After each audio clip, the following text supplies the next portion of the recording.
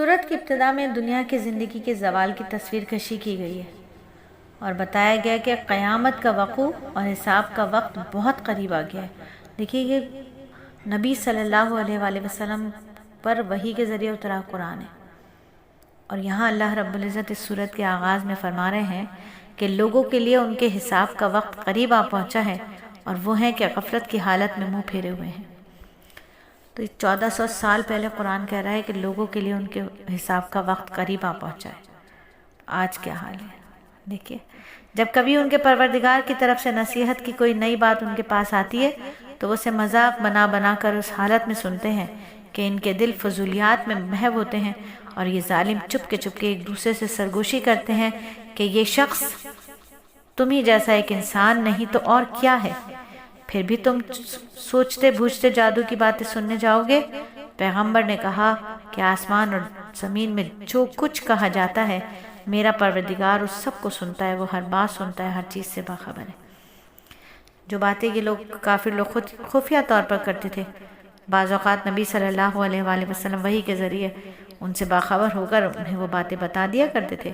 اس بات کو وہ لوگ جادو کہہ دیا کرتے تھے۔ نبی صلی اللہ علیہ وآلہ وسلم نے جواب میں فرمایا کہ یہ جادو نہیں ہے، بلکہ اللہ کی طرف سے آئی ہوئی وحی ہے جو آسمان اور زمین میں کہی ہوئی ہر بات سے پوری طرح باخبر ہے۔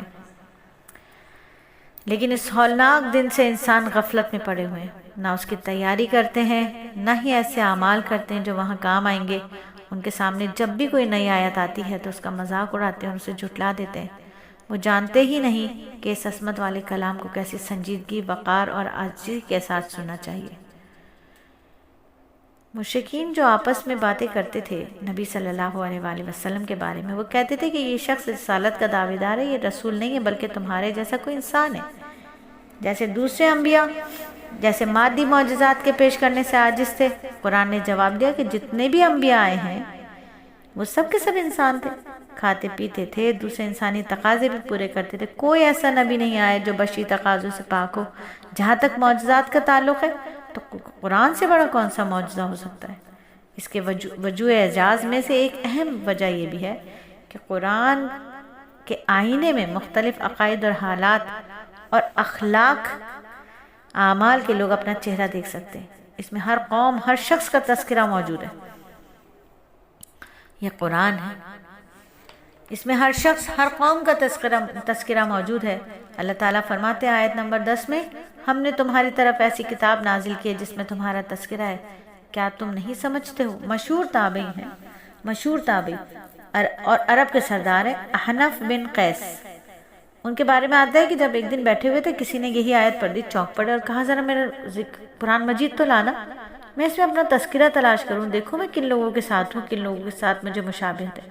وہ قرآن کے اوراق پلٹتے رہے، مختلف لوگوں کے حالات پڑھتے رہے۔ پہلے انہوں نے وہ آیتیں پڑھی جن کے اندر سعادت مندوں کا تذکرہ ہے، جس میں سے کسی نے جان اللہ کی راہ میں قربان کی، کسی نے سارا مال خرچ کیا، کوئی رات بھر بستر سے جدا رہا تھا، کوئی برائی کے قریب بھی نہیں پھٹکتا۔ پھر وہ آیات پڑھی جن میں مشرکوں، کافروں، منافقوں، فاسقوں کا ذکر ہے۔ دونوں قسم کی آیت پڑھنے کے بعد وہ کہہ اٹھے کہ اللہ، ان دونوں گروہوں میں تو میں نہیں ہوں، نہ تو میں اتنا قرآن پڑھنے والا، بستر چھوڑنے والا یا ایسا ہوں۔ وہ عاجزی ہوتی ہے نا، بڑے لوگوں میں، بڑے اللہ والوں میں عاجزی ہوتی ہے، کہا میں تو ان میں نہیں ہوں۔ پھر دوسری آیت منافقوں کی، فاسقوں کی ہوں، کہا میں ان میں بھی نہیں ہوں۔